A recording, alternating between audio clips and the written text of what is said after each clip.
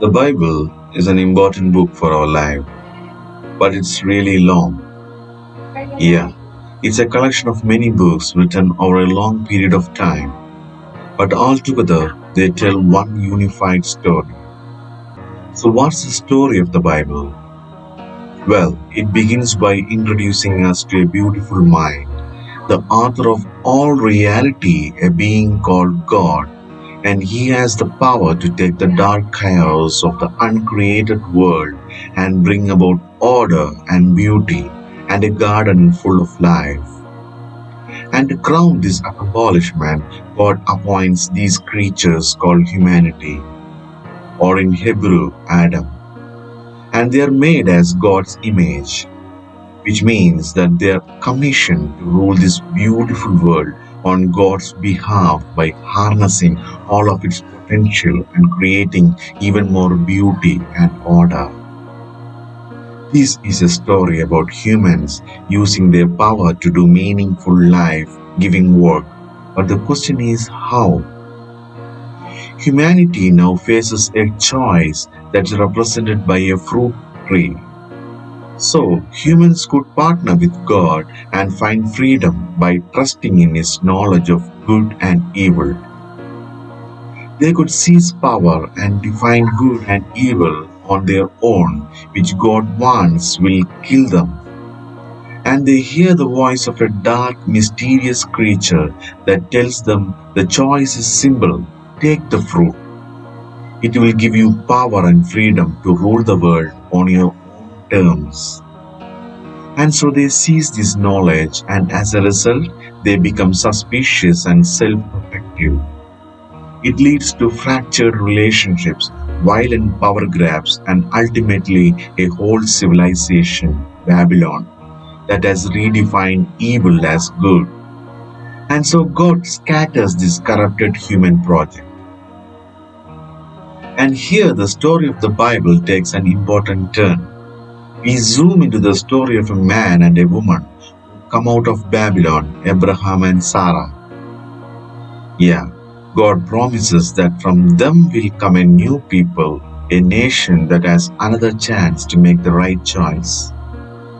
And if they succeed, it will open up this new way forward for the rest of the humanity.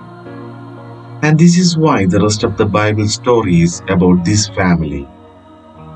And it does not go well. Despite God's personal guidance, Abraham's family gives in it to some temptation, redefine good and evil on their own terms apart from God. Even when their best people were in charge, rulers who loved God's guidance and had divine wisdom, even they gave in. And so Israel was warned by their own prophets that these choices would lead them back to Babylon, this time as conquered captives living in exile. And that's exactly what happened. So even with God's personal guidance, Israel fails. Can succeed? Well, the prophet said that the story wasn't over. God going to send a new leader to Israel to cover for their failures and to transform the people's hearts and minds so that they can make the right choice. And so the part of the Bible called the Old Testament ends, and these promises are left hanging. And then the biblical story continues into the New Testament. We are introduced to a man who comes from the line of Israel kings, Jesus of Nazareth. And he said that he was bringing all these promises to their completion. He confronted the dark, mysterious evil that all humanity has given into and resisted his power.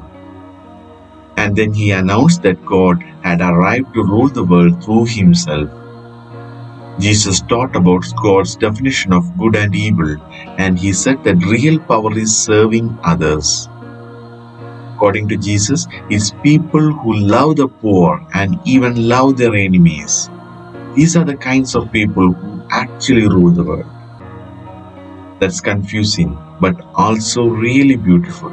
And so is the claim the story goes on to make about Jesus, that he is God become human.